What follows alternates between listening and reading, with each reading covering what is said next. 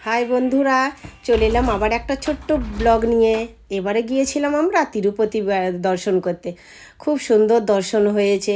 তো উপরে তো দর্শন করে এসেছিলাম তিরুমালাতে, এবার আমাদের বাকি ছিল নিচে পুরনো তিরুপতি দর্শন করতে যাওয়ার। তো আমরা সকলে মিলে মোটামুটি সকলে গ্রুপ একটা হয়ে গেলাম, পৌঁছে গেলাম পুরনো তিরুপতিতে। পুরনো তিরুপতি তো ওল্ড তিরুপতি এখানকার লোকেরা বলে।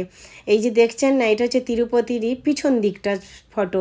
কেন কি ভিতরেতে বা আশেপাশে ভিতরেতে ভিডিও তোলার নিষেধ ছিল। তো যাই হোক না কেন, জামাইবাবু আমাদেরকে বললো কিনা চলো পিছন দিক থেকে দু চারটে ফটো নেওয়া যাক। এইভাবে সব ফটো ভিডিও করা হলো।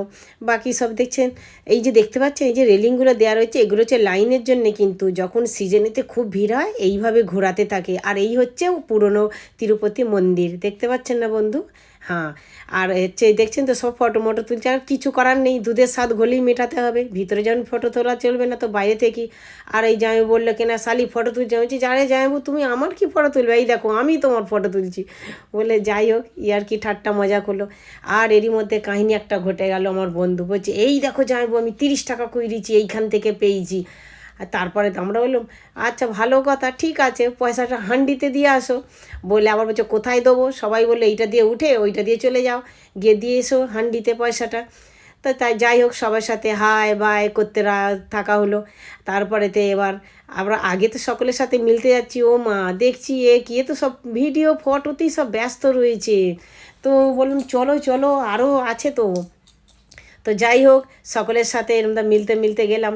আর বন্ধুরা দেখছেন চারিপাশে বৃষ্টির জল পড়ে।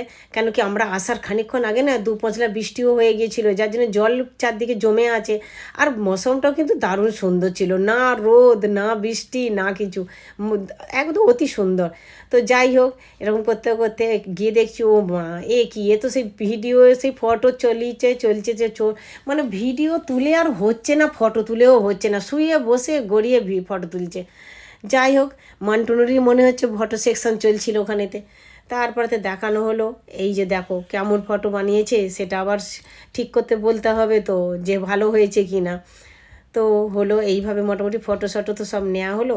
আর জামাইবাবু পিছনে থাকবে কি, জামাইবাবু এসে গেল, বললো কিনা শালি আমিও তো কিছু বলতে চাই। আর জামাইবাবু বলতে বলতে আসছে, ব্যাস আবার সামনে দিয়ে ঘটে গেল আরেক কাণ্ড। সামনে দিয়ে শালি একটা এলো, আবার পিছন দিয়ে চলে গেল। জামাইবাবুকে জিজ্ঞেস করুন জামাইবাবু তিরুপতি ট্রিপ কেমন রইল, জামাইবাবু তো বললো দারুণ সুন্দর, খুব সুন্দর, খুব ভালো লেগেছে। আপনাদেরকে কেমন লাগলো লাইক করবেন, শেয়ার করবেন, কমেন্ট করবেন।